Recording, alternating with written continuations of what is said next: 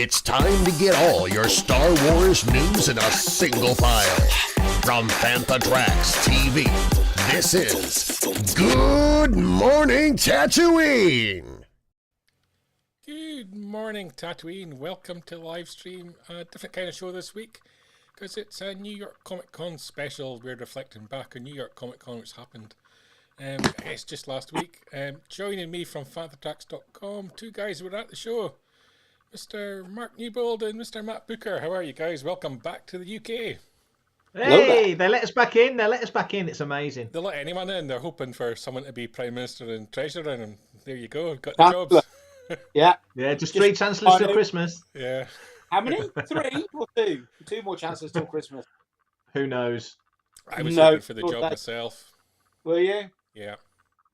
This is what happens, if you put 2 accountants in charge of the economy, it's going to go wrong. You know what I mean? That's what Liz Truss was. Nobody believes her, but she was an accountant, so was her husband. Yeah. How do you destroy it? TikTok, though. Yeah. So, you're just back from New York. How was the show? Go on, Matt. You go first, mate. My 10th one, and it was wonderful to be back. Really, really good show. Heavily overtaken by anime this year. Couldn't believe the amount of anime stuff there, but that's the big and popular thing. But plenty of Star Wars coverage from us. Got loads of different booths and spoke to loads of different people. Oh, look, there we are. Big smiley faces. Yeah. Hey. Yeah, we just had dollar store pizza. We were happy. Yeah, Matt's absolutely right. It was my 5th. I hadn't been since 2019. Like you say, it was great to be back, and it's good to see a lot of familiar faces. And like Matt says, definitely mega anime heavy. And I think there's an anime specific convention happening at Javits in November. So goodness knows what else is going to be in there, because it felt like everything was in this one. But yeah, good vibe. Good to be back in the States. Obviously, we did Celebration earlier this year, but very different vibe, very different show. But yeah, lots of fun. And the Javits building is finished. Yes. Is it for now? Yeah, for now. They've finished it. The Empire stage at the top end of the building. So the north of the Javits Centre for years has been a complete jumble sale and a mess in a building site or not done. And they've added about another 6 aisles to the main hall. Comfortably.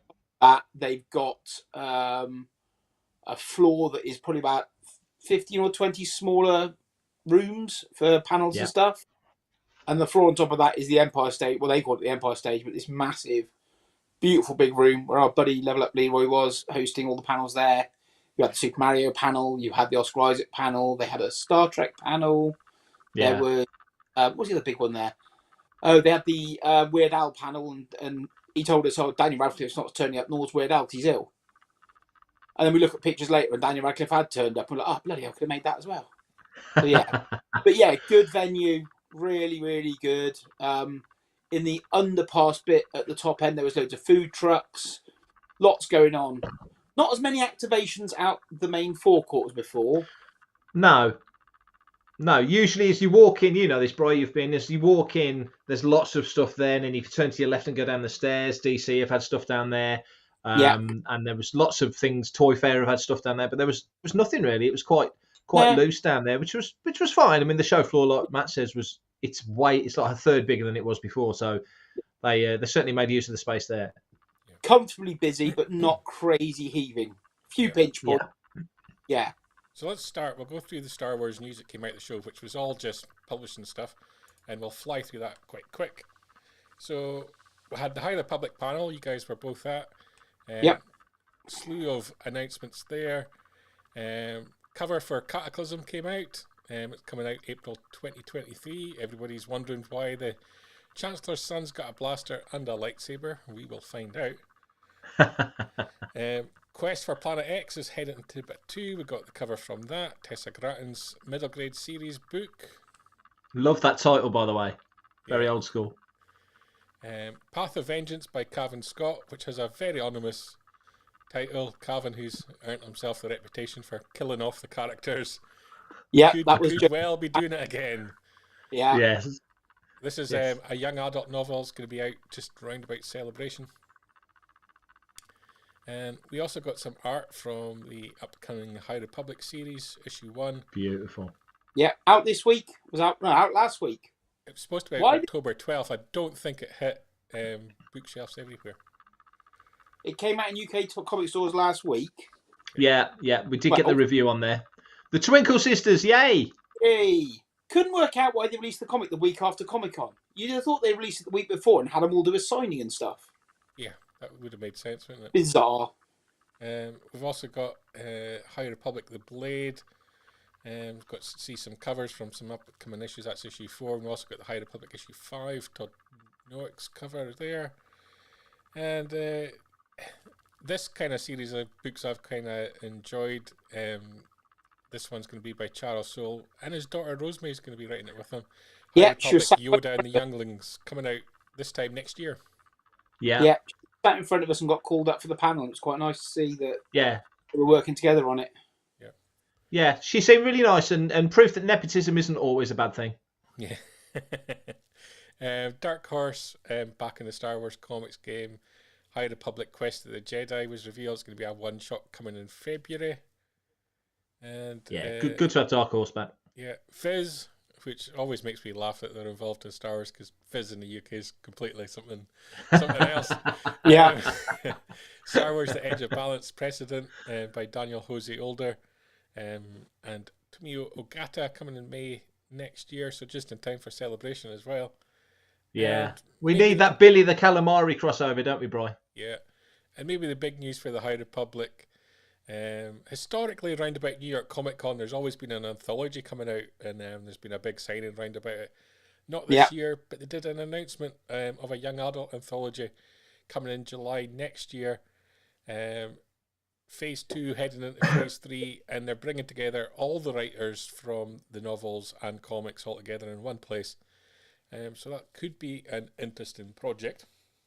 That'll be a San Diego signing then. Looks like it. Yeah. And beyond the High Republic, the Lucasfilm also had its publishing panel as well. And we got some interesting announcements there. So Delia Dawson coming back to Star Wars, Rise of the Red Blade, an Inquisitor novel. It looks like it's going to be the start of multiple Inquisitor novels, I think, by the title there. It's going to arrive at some point next year. And Sana Staros is getting her own Marvel miniseries, the fan favourite coming out of Dr. Aphra in the Star Wars line, where she was supposed to be Han Solo's wife, not his wife, in a very confusing angle that really didn't go anywhere. Yeah, it was a bit. Justina Ireland's going to be writing that, coming out in February. We got the usual. Should be fun. Yeah, should be. We got a huge array of cover reveals. Star Wars Revelations is obviously kind of coming out, and it's going to sort of tee us up for 2023. Stack of covers for that, and we've got a stack of covers. They said that book's going to have lots of stuff to tie into the future era of Star Wars comics. Yeah. The teasers and things tying into what's coming further down the line with this. Yeah, and they revealed a stack more of February's comics coming out. There's Aphra in there. There's Han Solo issue 9. Bounty Hunters 31. And the publishing news kept coming. The High Republic Chronicles of the Jedi. It's going to be an in-universe guide to the High Republic. It looks very lush. Got that to look forward to. The Farriers I kind of liked. Kind of linking everything right through to the sequel trilogy. Kind of interesting. Yeah. Beautiful artwork there. And the lightsaber collection as well. These books have always been a little bit fun, and I kind of like the fact that it's unusual lightsabers on the cover. It's not your standard Darth Vader, Obi-Wan look, so they've gone different. And what else have we got? Star Wars 100 Objects, which is basically a rip-off of the BBC radio show. And putting a Star Wars theme on it. This I never knew about. I didn't know Yoda had a musical instrument around his neck. No. So there Fascinating. might be some weird and interesting stuff in there. I'm waiting for his album. Hopefully a soundtrack, yeah. Yeah. Yoda plays the panpipes. Yeah. And Star Wars Timelines as well, which is going to be one of these books. It's going to be I think, a nightmare for any Star Wars editor to look after. Yeah. It's going to No, Kristen said they'd left lots of holes in it, so if you wanted to expand in places, you can. They hadn't closed off some events. So that's coming February the 7th, 2023. And it looks to be going really in depth, just going by that cover spread there. Yeah. You guys managed to make it to both those panels. Yep. Did you have highlights coming out of them? My highlight of the Galaxy Far, Far Away panel, if I'm remembering my panels correctly, which was the first one, Matt? Was it Galaxy Far, Far? No, Galaxy was Far, Far Away was the Sunday, wasn't it? High Republic was the first panel. High Republic was the first panel. So my highlight was the Galaxy Far, Far Away panel at 10 to 10, bearing in mind the panel started at 10:30, knocking on Matt's door, trying to wake him up so we could get there in time because he'd overslept. That's my highlight. Probably my highlight of the whole week. Yeah. I was still sleepy after a couple of drinks and a couple of tacos and a bit of singing the night beforehand. A bit of singing. Both brilliant panels, both excellent panels. Michael Siglane is a very good sort of MC, host, whatever you want to call it. He sort of leads people in quite nicely, and it's well directed in that sense. And everybody on the panel had either something to say or something to reveal or something witty. You know, nobody didn't get a cool little moment. Everybody got big warmth and big applause. So both very good panels. I had a chat with Siglane after the second panel. Maybe the first panel. I mean, we were sat right at the front. I think it was the first panel. Yeah. And I went up to him and I said, Michael, is any chance you can sort out us in the UK and Europe getting the Dark Horse and all the Viz graphic novels and stuff? We want to read all the stories. And he said, I'd love to get it all to you, but it's not my department. That's licensing. I'm really sorry. So from the head of Lucasfilm Publishing, that is a sorry from the head of Lucasfilm at Publishing that they can't sort stuff out for us. Matt, do you want 50p? Do you need 50p for the meter? I do. Yeah. I do. Okay. We've just been asked, how was the cheesecake? How was your cheesecake, Matt? Amazing. Yeah. New York Mine cheesecake. was too. No, I had raspberry. It was like raspberry ripple. Mine was. You had I'm raspberry going to ask ripple. a controversial question, seeing as we're on food here. Last time I was in America was in Chicago, and we had pizza. You guys had pizza in New York. What's better, Chicago pizza or New York pizza? Settle the argument. Well, I'll let Matt go first on that one. Okay. There are two very different things. I mean, Chicago pizza is literally a meal in a slice. It's quiche. And it's quiche. It's quiche. It's got cheese in the middle and everything. Chicago pizza I really enjoy, but I couldn't eat a whole one. And New York slices are wafer thin, crispy on the bottom, and gooey cheese and a bit of oil on the top, and they're very nice as well. Yeah, no Mary Berry pizzas in America for us. These were you could lift these things in one go. And Sean, who took us out for this amazing pizza, Matt had a vegetarian pizza, or otherwise known as the food that food eats, and I had what they call a garbage pizza, like a garbage pail pizza, with like everything in. So there was like a bit of everything, and it was insane. You had fish, you had meat, you had veggies, you had all kinds of stuff, and massive loads of sauce, and about 4 different cheeses and everything on it. Yeah, and they emptied the dustbin on it. It was very good, and the beer was nice. Yeah, really good beer. Oh, we tried. If you're ever out there, don't try pumpkin beer at Halloween. Oh God, no! It goes down so easily. We had about 6 pints of it, and then we left the pub. We were like, "Oh, hello." Yeah, it's like drinking Vimto, and then the cold air hits you. Not a good idea. Hence, knocking on Matt's door at 10 to 10 in the morning. Yeah. I'm going to stick to the Louis Capaldi pizza. If you haven't seen that yet, very exciting. I haven't. What's that all about? It's literally a Louis Capaldi branded pizza. Why? No idea. There you go. Just proof that you can put your celebrity name to anything and it doesn't. You can. Yeah. Let's start having a look around some of the booths. You guys have got galleries up on fanthatracks.com and on the Facebook and Instagram. Yeah. Fanthatracks, all the details at the bottom of the screen. First up, Funko. Always a huge presence at these kind of shows. Halloweened up their booth a little bit. They also had a B2 EMO or B2 Emo. Yeah, B2 Emo and an Anakin pop. You can see the Anakin on the left-hand picture, sort of bottom middle right. Okay, yeah. Don't know why B2 was a convention exclusive, really. I think that should have been a mass release product, to be honest with you. But hey ho, I'm assuming a different version will come out at a later date. I'm pretty sure that's available in the UK at Smiths or Entertain or somebody's got it as exclusive over here. They call Funko very good at saying, "Oh, it's a New York Comic Con exclusive." Yeah, the only thing exclusive is the sticker on it, my love. But yeah, they had a big booth. You couldn't see into it. You couldn't get into it unless you had your ticket beforehand and then logged in and got yourself a entry ticket to enter the lottery to get a special time to go and buy your stuff. So we didn't ever see in there until the last day when they let us in the Loungefly side of it to have a wander in. Incredible room. It was an incredible room. It really was brilliantly done, and it looked fantastic. But like Matt says, we got our pass at Will Call, and you needed your pass to apply for the lottery to get in the queue to go and buy stuff. So they didn't make it easy, and we did have a couple of friends who were asking us to pick up a B2, and sadly we weren't able to. But like Matt says, I'm pretty sure Entertainer will be picking that up, so it'll be available. Some UK retail will have it. It'll be exclusive to them. Yeah, they call everything exclusive, and then it's available everywhere anyway. Because the Loungefly had the Boba Fett animated backpack, very similar to the one they had at Celebration Chicago, but smaller, and a wallet. And New York Comic Con exclusive, also available on Funko.com Loungefly website, and available on Loungefly Europe as well. So don't get that one, but hey ho. Next up, Yojibo. See, names are there. Yojibo. Yojibo. Yes. But I like the way you say it, Brian. Yub-nub. Yeah.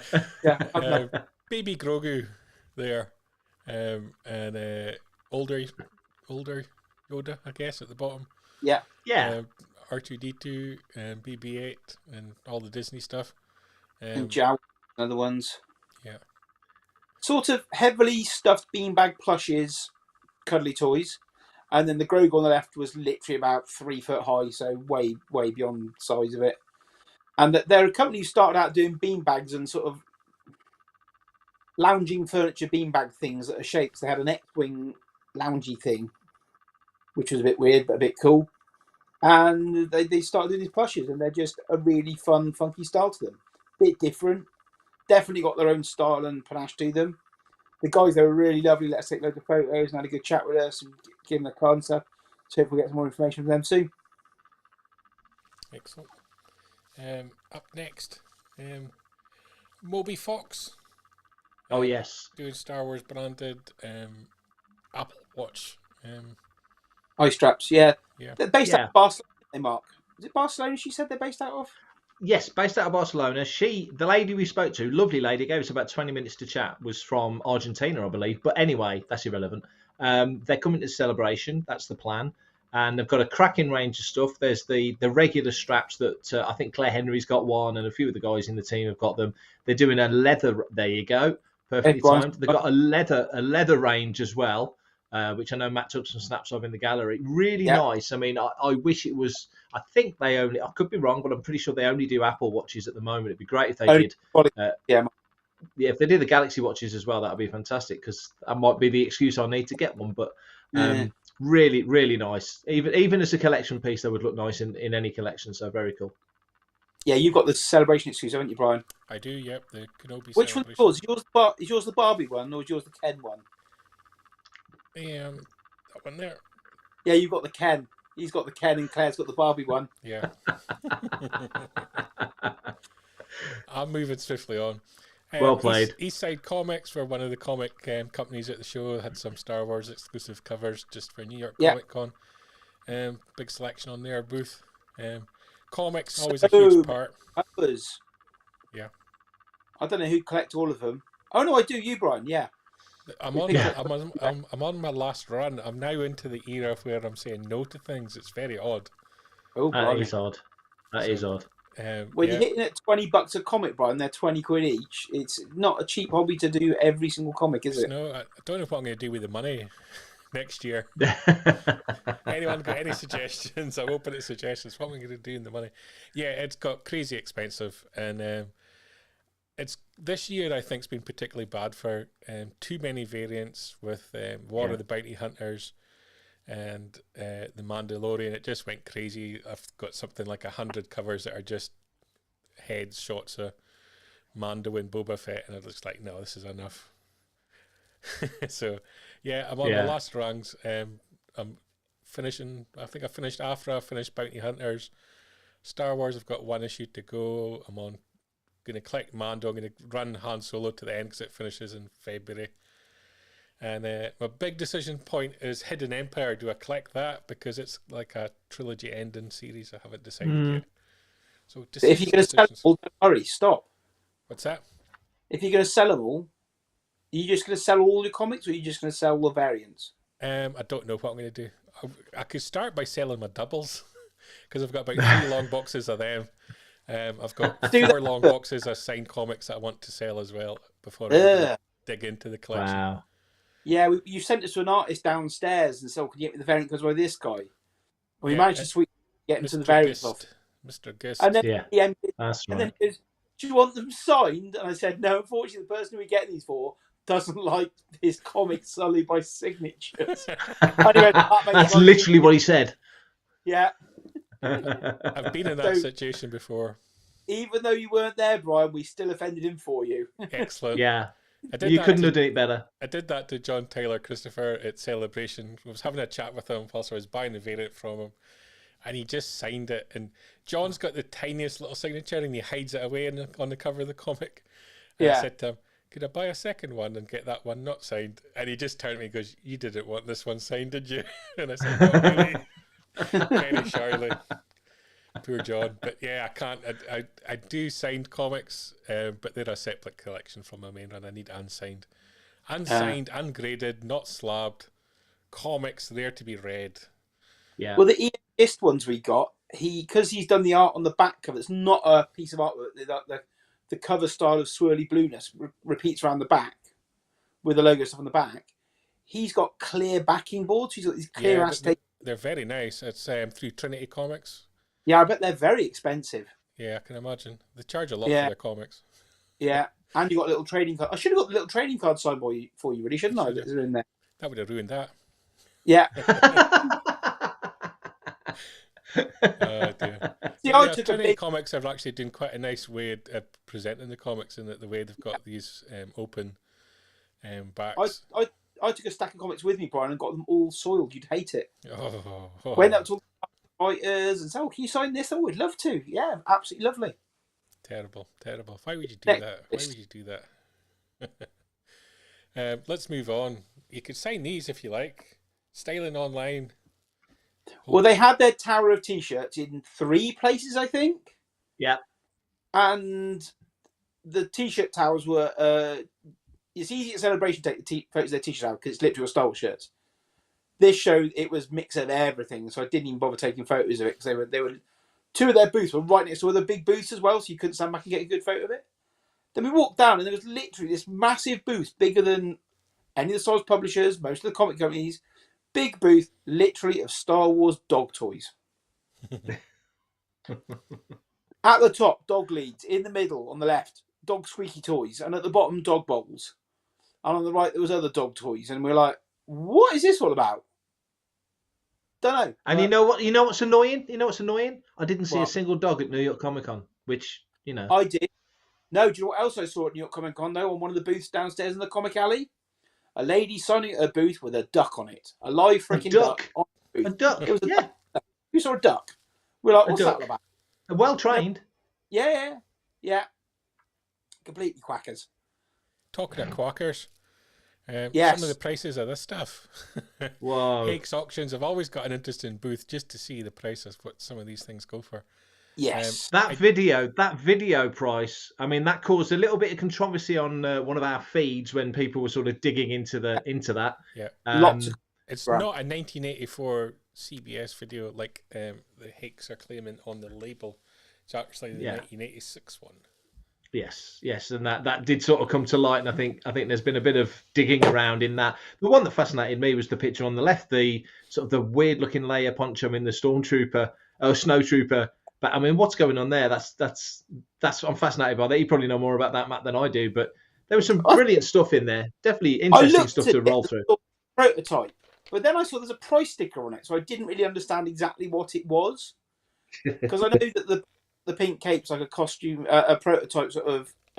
Just let's cut a bit of material out and prototype it on the card, and that's why the Snowtrooper card's there. But when I looked at the pricing, I really couldn't work out exactly what it was all about. But yeah, someone's going to spend more money than a car on that bit of figure. So yeah, go for it if you want to do that. Something more in people's price lines. Diamond Slick Toys, Gentle Giant. Yeah. A whole lot of amazing busts that they do. There's one from Rogue One of Cassian Andor. I just picked that one because he's ever in the news each week. Who looks more like Sean Patrick Flannery in that picture than he does Diego Luna. But hey ho, the rest of the pieces, there are some fantastic pieces there. The new Inquisitor with the flashing blade is superb. There's a Padme. The new Padme looks fantastic. There's some great stuff in there. That one, odd that you chose that one. It's the one that we sort of thought that kind of misses the mark. But yeah. But there's some good stuff on the booth. Because Anders on the TV, I don't deliberately pick the terrible ones. I'm not that kind of person. You are so innocent, Brian. I wouldn't doubt a word you say. Yeah. But no, you can, as you say, you can see the rest on panthertracks.com and on social medias, Instagram, Facebook at panthertracks. Yeah, some good seamless stuff. link. Yeah. Did ask Zach there if they're going to do a rerun of those Gentle Giant life-size action figures. And he said, with the cost of everything now, Matt, I just don't think it's possible. Because people are like, can you still buy them? I'm like, no. They did Gentle Giant years ago, did a run of Vader, Stormtrooper, Boba Fett and R2, I think. Life-size action figures. Okay. And yeah, they're never going to happen again. So they'll just be becoming very, very collectible. Quark Books, one of the Star Wars publishers, they were there with a booth selling all their wares. Lots of interesting stuff they do for kids. I'm looking at Elf there and thinking I would love that Elf book. But yeah, I also picked out, just because I love the covers on them, their whole Shakespeare range of Star Wars books. I think they're fantastic and something completely different. I like that it ends with the Merry Rise of Skywalker, which I thought was great. And there was a box set of them. And then what's the other book he's done now, Mark? You spotted another one. Wow. So first things first, I need to get the rest of that run of the Shakespeare books because they are gorgeous, as you say, and I need to finish them off. Ian Desher landed on such a good thing. There's a version of Clueless, I think he's done. There's about 6 different ones that he's done and sort of rolled on the concept into other things. Clueless, what was the other one? There was a couple of those that sort of mid-90s franchise stuff. Brilliant. I mean, if it works and it sells, go with it. That's totally become his thing. But these, like you say, Brian, the covers on these are just so attractive. Definitely want to get the rest of them. But Quirk Books have got such a nice range of books. And you just mentioned Elf, there's Back to the Future, E.T., your 80s classics. They've touched on stuff. There's Avengers stuff. They've got a great range of books. Quirk is such a fitting name for that company because there is quirky little things all around the booth. It was great. Next up, we've actually got a video of this booth up on youtube.com/panthertracks.tv. Pop Minded, again, another company doing a lot of weird and wonderful, innovative stuff. Yeah, I mean, I've known Christine many, many years, and we went and shot the booth morning of the first day, went and got our pin badge for it. You can collect all 4 pin badges if you go back every day. And we went back day 2, and we're like, oh, Christine, can you just do us a talk through on a couple of bits? We're not really sure what they were. So she goes to the booth, gets out the hammer-on screwdriver drill thing, undoes all the cabinets of the new stuff, takes all the perspex off and pulls all the pieces out and lets us film and do with all of it. So we got really good coverage of that. So you can have a look on the YouTube channel. Some of the pieces I took extra video of and have stuck up on TikTok as not TikTok, on Instagram as reels and stuff to get a bit more use for that. This R2 is a day-to-day calendar. And when you take the numbers out to change the day, he beeps and boops at you. And in a nice funky colour scheme. So that was really cool. There was a couple of new Hallmark ornaments for next year, teasers of those. A Darth Vader meditation chamber snow globe that was really fun. And that was some of the pieces there were prototypes. The R2 was a prototype, and it's going to be rolling out next year. But yeah, they had some very, very cool stuff there. And the brands and licenses they've got are a few and really wide range of different unique licenses. They've got a lot of the core ones, and lots of oddments on the sides as well of like, oh, they've done that film, this film, and that thing. Very pop culture. Next up, Tops. Always have a huge booth at New York Comic Con, promoting the Star Wars card trader app, which I know people are still massively into. Thankfully, I've bailed out of that long ago. Me too. Mark? Yeah, I stepped away from tops. Sadly, at the moment, I've not been able to grab anything for a while. Card Trader is fascinating. It's not really my thing. I did want the giveaway posters though, but every time we went back, the queues were just ridiculous. So we sadly, I'm kind of a bit past jumping through hoops to get free stuff these days. So we didn't bother with that. But impressive booth, and they are still pulling stuff out. I would like to catch up, even with the base sets, just on what I've missed over the last couple of years. But yeah, there's always good stuff at Tops, and as you say, the booth did look very impressive. They do seem to have gone very NFT heavy though. Massively. It's Massively. good in that way. I don't like that thing. No. No. Not for me. I'm too old. Leave that. I want my tokens fungible. Yeah. Tamagotchi, which I loved. They've probably never been away, but they've come back. This is them coming back for me. Had the Tamagotchi when I was a kid and killed it hundreds of times. Not deliberately, obviously. No. But you can now get a Star Wars I believe Grogu, which I would happily kill multiple times. Yeah, the R2's out last Christmas. They've got loads of anime ones. They've got Jurassic Park ones, and they've done this year for this Christmas. There's the new Grogu one. So Yeah. I knew that I'd spot it on social media and reposted their stuff about a month back. But as I knew they had a booth, I went up and shot that and got some pictures of that up on the page.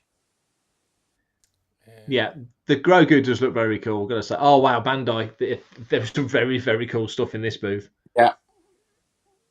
They kind of do quite an eclectic array of stuff as well, Bandai. They do a lot of very good quality model kits, and they started. And the price point of them are really good as well.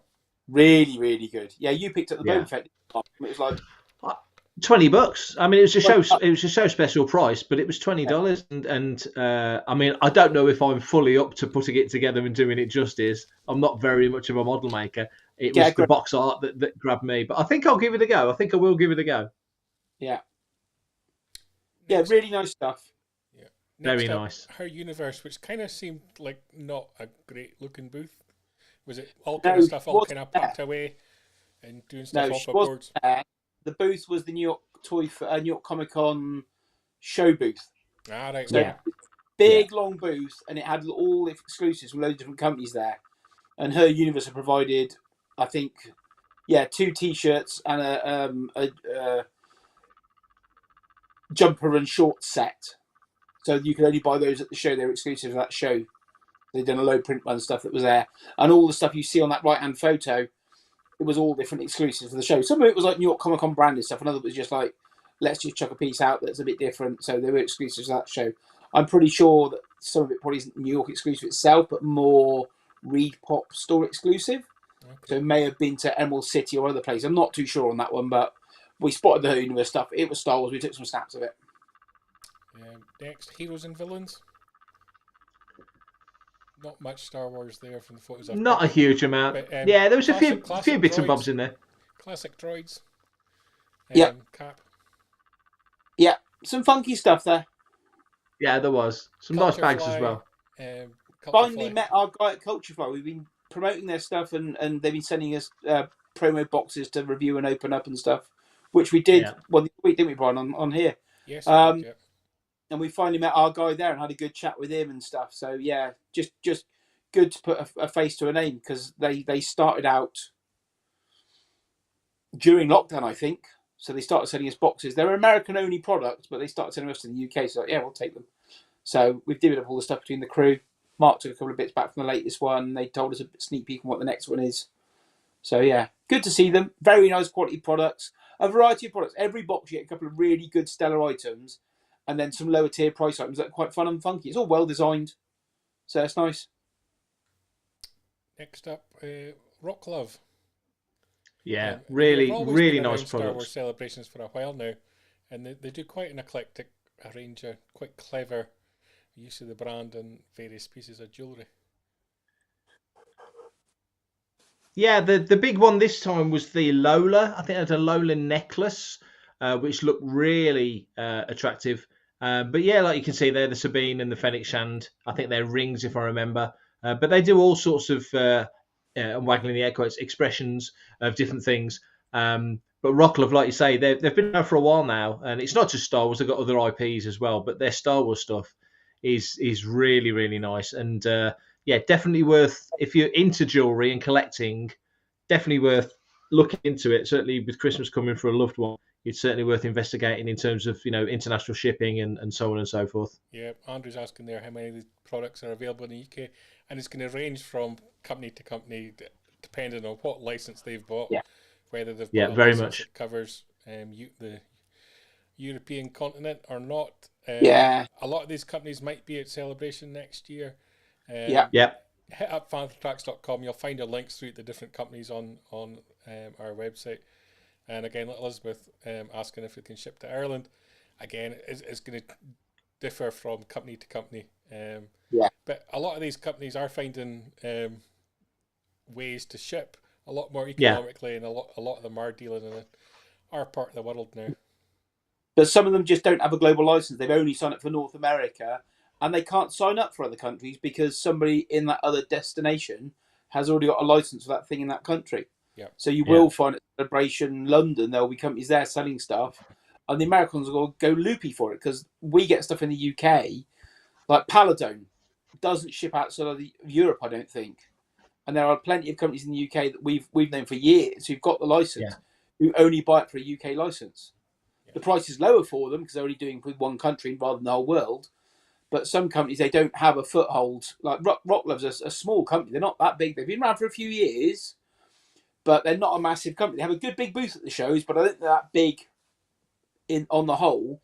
So they only buy a North American license, and they haven't got the capacity to ship outside North America. They just focus on that one territory and their license. So they'd all love to deal globally, but some of them haven't grown as a company big enough to do global products. And a good place, if you're looking for something specific, good place, try your local comic book store who may have access to a lot of these products that they can order through their catalogues via companies like Diamond and so on. Yeah. Who's that company you used to ship stuff to, Brian, in America? I use a company, a drop shipper called planetexpress.com. If you go there, it gives you like a US postal address. So basically you can buy something, get it shipped to Planet Express, and then they'll forward it on to you, either combining all your packages together if you're buying a lot, or just an individual package. Yeah. So that's adds a little bit to the cost of it. But I mean, with the pound to dollar being so rubbish at the moment, we were looked at things and went, oh my God, that's really pricey. And we're used to it in the UK, a far better exchange rate. But I gave £500 in and got $535. So the exchange last week was god awful for us. So I really didn't buy a lot out there. I really enjoyed the show, but I bought back a Funko Pop Hallmark ornament of Boba Fett and a little Boba Fett lolly toy, and that was it for me. Didn't buy a lot. Mark, on the other hand, said he wasn't going to buy anything and bought blooming loads because I was carrying around from all day. I hope you bought a round of drinks. There's our friends at Roosevelt's. You guys met them for the first time out there. Yeah. As well. They had a nice promo video. I'm going to run that now for New York Comic Con, which I thought was greatly done. They do an amazing range of Star Wars shirts, and I know a lot of people in the UK pick them up. Love those shirts. They don't ship to the UK either, though. They only ship to North America and Canada and Australia. Yeah, and again, that's where you can use something like planetexpress.com and get what you want. Yeah, they are hoping to be here, or in the country at least, for Celebration next year. So they're fingers crossed they'll be around. But yeah, like you say, their range of shirts was fantastic. I'm wearing one now. I've got my Peli Motto shirt on at the moment, so and that, quite pleased with that. Is Paging Mr. Morrow from YouTube, who's got an insane following. He's a Disney vlogger. Lovely guy, Nate. We had a real good laugh with him. Good fun. He just goes around Disney parks eating food and videoing it and stuff. So, yeah, really nice guy. Which is living the dream. Yeah, he really is. There's another name for me to butcher, but I'm going to say Tamashi Nations. Well done. Lovely stuff. Again, this is something you can get to your local comic book store. As well. Always an impressive design. Not out in UK comic stores, though. UK comic stores can't get this. Bandai haven't sorted out distribution through Diamond. I think some shops in the UK do buy it from Bandai in France, I think. But yeah, very nice stuff. I've got the 3 Fett pieces they've done so far. Classic Fett. They do have the new Book of Boba Fett piece down there in the middle and on the left. Absolutely exquisite detail. Instead of having his grappling hook, they turned into a Japanese chain weapon thing. So if you look on the bottom left of that left picture, there's a little stand there holding something, and that's like a grappling hook thing that they've done with a little tiny micro chain. Very, very fun and funky. Beautiful styling to it, and every single one they do just absolutely knocks out of the park. I mean, the Mando and Grogu are literally lone wolf and cub. Yeah. So yeah, very, very nice. Always a feature of conventions now. Mando Mercs, 501st Legion, and Yeah. Star Wars costuming groups, they were out in force. Abigail were down there doing as well. good. Photo ops and the like. Yeah, the guys recognised us down there. We went down. We had a really good chat with them. No Rebel Legion there, which was a bit weird, but the New York Ghostbusters were there too. They were on site this year. It's the first show they've been back to since lockdown, I think they said, wasn't it, Mark? Yep, that's right. Yep. Yeah. And it's a great area. Just the whole area was buzzing and busy, and everyone seemed pleased to see us. So yeah, it was a nice little area. Say the New York Ghostbusters was there, Saber Guild were there. Like you said, the Rebel Legion weren't there sadly, but the other guys were. And it's always nice to visit these folks, especially in situ at events like this, because they're out there all day doing stuff, and were very welcoming to us certainly. So it was a good place to go and visit. The Mercs guys we'd met a couple of times before, haven't we? They were lovely. Yeah. Dinu and Novo, again, we've got a video up on Fantatrax TV, youtube.com/Fantatrax TV. A tour around their booth and their products. I picked out Stormtrooper masks, are always nice to see. Plus, of course, Krennic in his cape. I'm hoping you guys bought that for me and took that home. Surely of course. Surely it's on the way. It's on the way. Yeah, by Pigeon Post. Yeah. Really cool booth. Lots of really nice pieces there. They are shipping out absolutely stacks of stuff to people from their pre-orders from the previous company. They're fulfilling all of that, and their new products are rolling through nice and quickly, and they are getting stuff straight to people as quick as possible. So yeah, doing a very good job there. If you've got a problem with anything that you've not had from them that you are owed, please go on their website and email them with all your details, and they will sort it out for you. Yeah. Beeline Creative tiki mugs, which have become a huge thing. I'm not quite sure I get it, but you see them everywhere now. Yeah. They had an amazing range. They've got all sorts of cool stuff, and like you say, they've been exhibiting at Celebration for a while, so there's all manner of exclusives and such. This show was no exception, but and there's various sizes. You can see the sort of the Mythosaur style one on the left there. In the excuse me, in the New York Comic Con show store, they've got that triple head Stormtrooper one, which you can just imagine the straw going straight through those, which look fantastic. $50, I think that was. Gorgeous stuff. Like you say, I think just to have a couple dotted around the room would look great. I do have a friend, Holly Fry, who collects them full on, and her collection's insane. So it's definitely something to look at if you're into something a bit quirky. That's definitely quirky stuff. Yeah. I've got their first couple of Boba pieces. The Mythosaur is coming to mass retail in America, but its first appearance was at this show. I think Aaron at Boba Fett Fan Club pointed out that, oh my God, we knew it was coming, but we didn't know it was going to be at the show. So it seems sort of first appearance on sale kind of item and not an exclusive. Yeah. An early release. So yeah, very nice stuff from them. A good style. They stuck to their laurels and done their same style and everything and done it cool. One of the big spotlight panels for New York Comic Con this year was Oscar Isaac. You guys managed to get yourself almost front row seats there. Yeah, we got very lucky there. I think we second row, were we? Or first row. First. Oh, there you go. Yeah. There's Oscar there. Yeah. Caught a little bit of him at the end, giving our buddy Leroy a big fist bump. So that was really cool. Really good panel. Really interesting. Excellent. Couldn't work out why the host of the panel didn't mention Dune at all, considering that was his most recent film he had done that's in the spotlight. But yeah, lots talking about Star Wars, good bit talking about Moon Knight, loads of good cosplayers from Moon Knight and Poe Dameron in the audience. Yes. And yeah, he was really good. He's doing an off-Broadway play, not Broadway, but he's doing a play soon, isn't he? Somebody asked him in the Q&A's, Mark. Yeah, it was nice actually when they went to the Q&A section. Because the host, like Tane, ran through his career talking about, as you say, Moon Knight and the Star Wars franchise, as he kept referring to it. And clearly Oscar enjoyed it. You know, he's got kids, So it sort of worked well for him being these characters. You can tell he's proud as punch of doing Moon Knight. But yeah, the first question was asking him about this play that he's doing. Seems like quite a small, reasonably low-key play. It's the way it came across to me. And he was buzzing that this guy asked him a question about this play. And so the questions generally from the audience, usually you get a couple of cringeworthy ones because people get excited and they're meeting the hero or whatever. I've got to say, every question was really, really good. So it was all round an excellent panel. And as you can see there, he's got the artist there of the new comic book that he's worked on with an old friend of his. That they put quite a bit of focus on the comic book. I would imagine that was one of the reasons why he was there, to sort of promote and push this comic book. They showed a trailer for it. I forgive me, I forget the name of the comic now, but you can find it on Fantha. Sorry?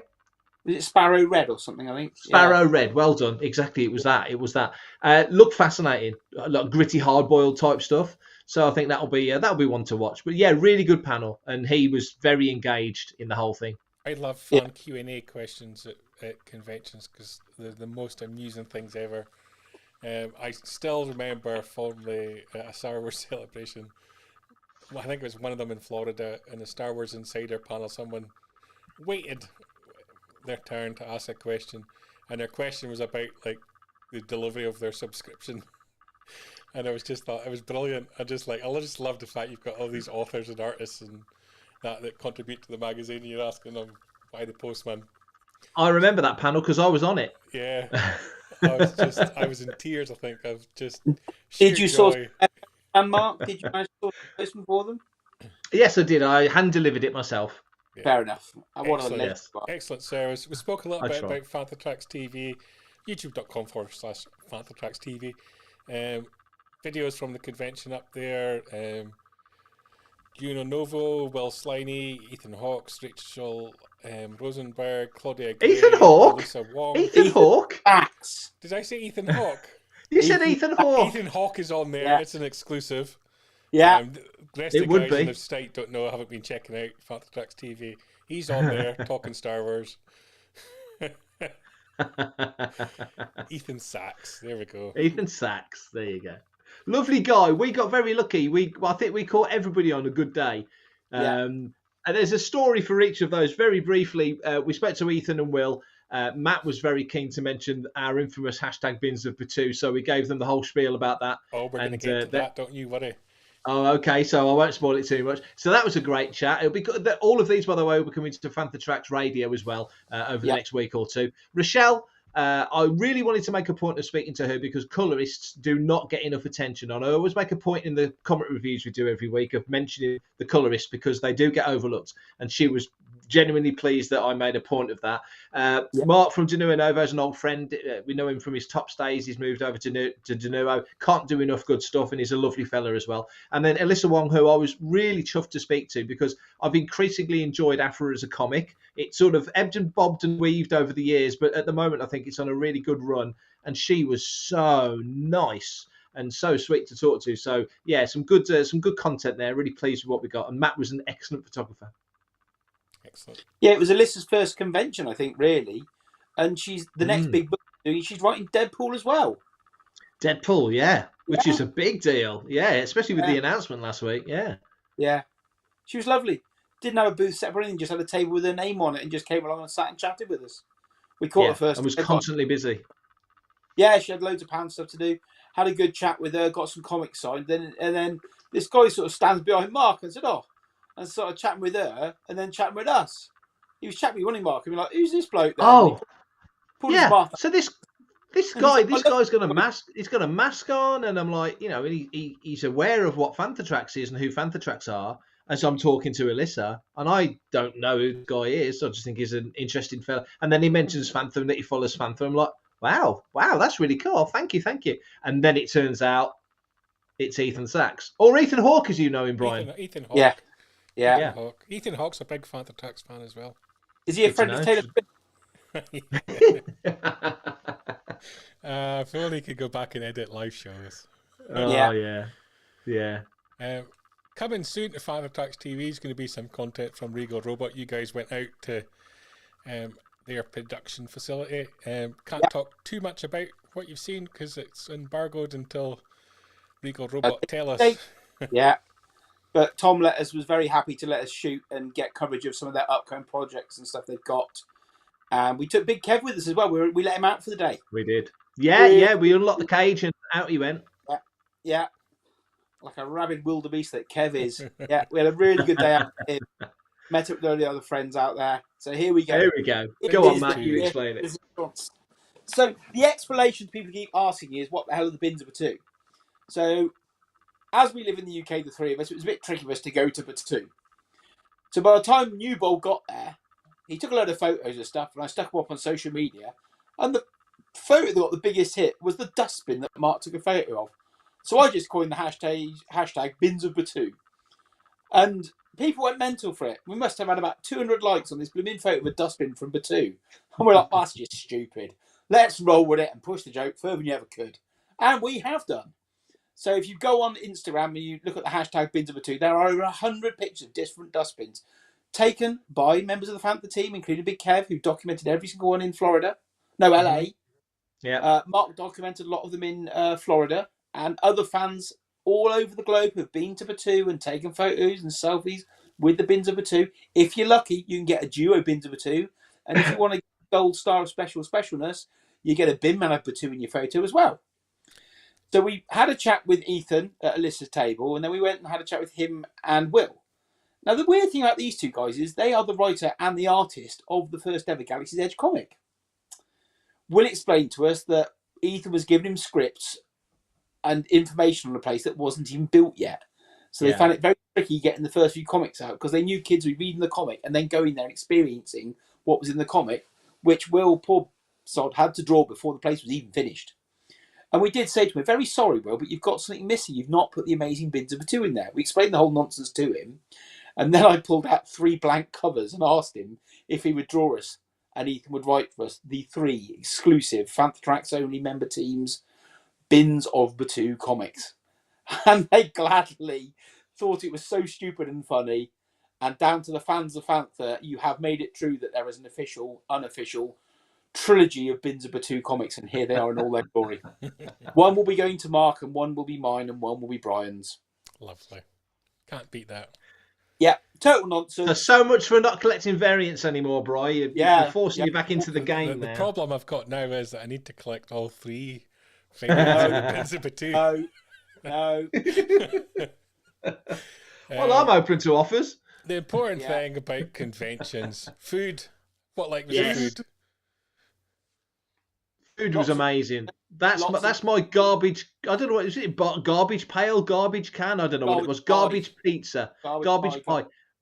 Fantastic. Nice beer. We had a picture of beer with Sean. Sean obviously took the picture. But just to say, the first 2 or 3 days, I had the worst head cold. I'd had my COVID and flu shots the week before, which knocked me sideways, and just turned up in the States. The first 2 or 3 days, I felt like crap. And that meal was the start of putting me back on the right path. So whatever's in that pizza, I need more of it. It was fantastic. It was a really good night out. That was a Clearly really good night out. because you were on to the ice cream not for long later. Because that was important things about conventions, meeting up with friends from far afield. Yes. So Kev next to Mark there, and then there's Matt Cipoletti and his family on the left-hand side. I've known that crew for like 20. I've known those guys longer than I've known you two. Yeah. You know, I was in San Diego Comic Con with Kev and Matt years ago, in the first ever New York Comic Con. I hung on their booth, and they had a booth there and stuff. And Melody Anderson from Flash Gordon was literally on the booth next to the first ever New York Comic Con, doing her tax returns. You'd loved it, Brian. You'd help. I would have loved it. I would have helped her out. From Flash, the female from Flash Gordon doing tax returns next to us. It was brilliant.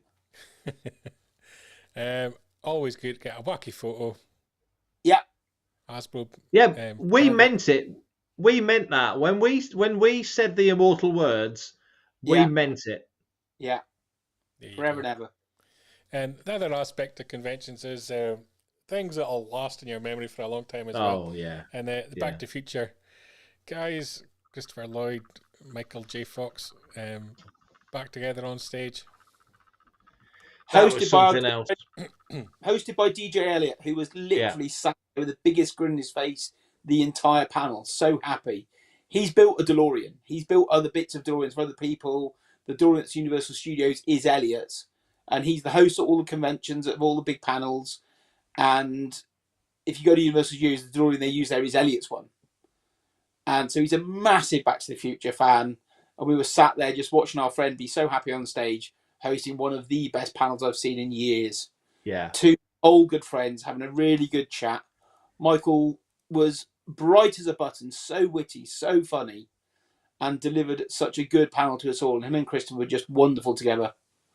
And I get back to the UK and all my customers are coming and going, oh, I saw it at the Michael J. Fox panel. We saw photos. And we didn't go on social media last weekend, Brian, but from what I've heard from other people is pictures and photos from that panel are all over the internet. And it was the biggest buzz of the convention, I think. Yep. And just so wonderful seeing these two guys who've been pretty much lifelong friends since, they made that movie 35, whatever years ago it is. And they were just wonderful. Yeah. Just lovely to see. Absolute gods of pop culture and of all our childhoods. And Mark, you mentioned earlier, a lot of this content's going to be making itself onto Panther Tracks Radio, making tracks, lots of content to come there. People can find it on their podcast of choice. Just search for Panther Tracks Radio. That's it. I'm recording with Mark. Hopefully tomorrow we're going to try and get a couple of episodes done. We've got our reaction chats from the last 2 weeks of Andor to catch up with, so we'll hopefully roll through that. And then I think our next studio episode is episode 150, so we may be doing that this week or maybe next week. But yeah, like you say, there's episodes of Making Tracks. There'll be episodes of Cannon Fodder as well, because we've got a lot of literature coverage that we got there as well. So plenty of stuff. There's a new Collecting Tracks coming. If not this week, then next week. I think it's next week. It's with me, so that just needs tidying up. And there's a new Fantha Down Under coming. And I know the girls are talking about the next Planet Layer, and I've got to record Start Your Engines with Paul because we're about 2 weeks behind. So there's loads to do at the moment. It's all go. It's all good. Excellent. I will let you guys get to it. Thank you for joining me for this week's Good Morning Tatooine.